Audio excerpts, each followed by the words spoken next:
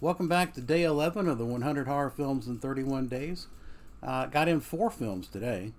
All were streaming watches. First up is 1985's Warning Sign. I don't hear a lot about this movie, but this was a great prescient movie about a virus outbreak at a biological weapons laboratory. Sam Waterston stars in it. Kathleen Quinlan and Yaphet Kotto plays the FBI leader of the FBI that kind of comes in and tries to get control of the situation.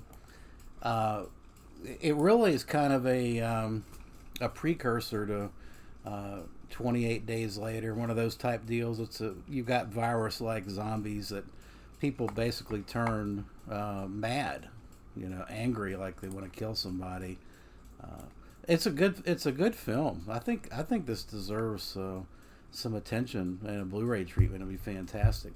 Directed by Hal Barwood, who doesn't have any other credits that I can see, which is a shame because I thought this was really a very good movie. First time watch for me. I gave it a 7 out of 10. So yeah, well, I definitely recommend Warning Sign. Check it out. And then I went back to Shudder and watched the Mortuary Collection, which I'd seen before.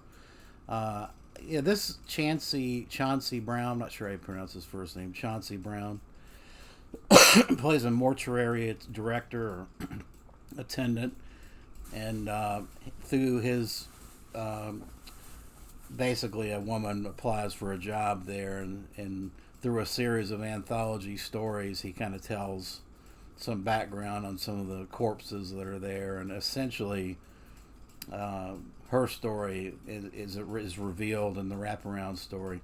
It's a good anthology film.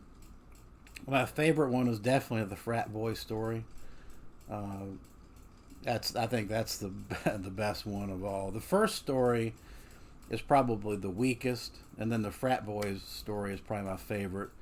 Um, I definitely don't even want to tell about the frat boy story because you just need to see it to believe it. It's highly recommended. Anyway, that's the Mortuary Collection, and I give it a 7 out of 10. Good watch. And then another first time watch was Vacancy, 2007, directed by Nimrod Antel, who I think also did. I thought he did. I don't see any other. He's done other things. I just don't see anything that's really exciting looking. But basically, this stars Luke Wilson and Kate Beckinsale, and they are a wedding couple or a marital couple that's marriage is on the rocks. I think they're driving to see her parents to kind of tell her parents that they're going to be getting a divorce, and they have a car breaks down, and they end up at this seedy hotel,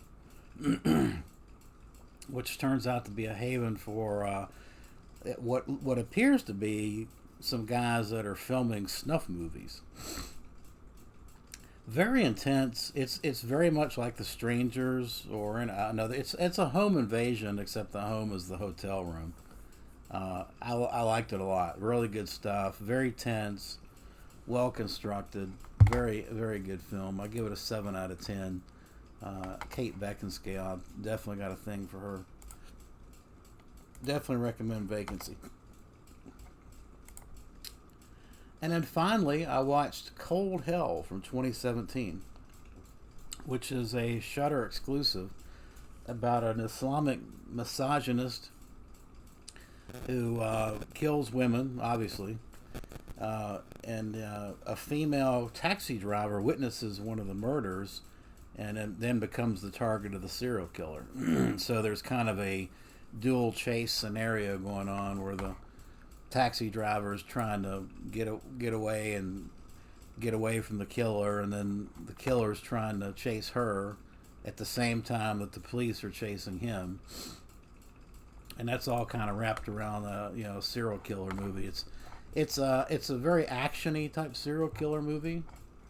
But I thought it was good. The only issue, I really think the movie, basically the movie is made by the relationship between the female taxi driver, who happens to be a badass, by the way. She's a Thai boxer, and she's an ass kicker, which this guy eventually finds out.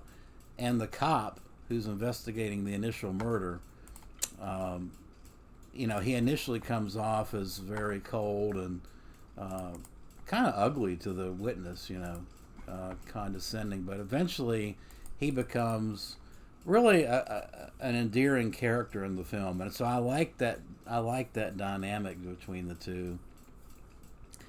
This is a Swedish film, I believe, or a Belgian film, um, directed by Stefan Ruzwitsky, who also did Autopsy. Yeah, or I'm sorry, not Autopsy, Anatomy, Anatomy 1 and 2.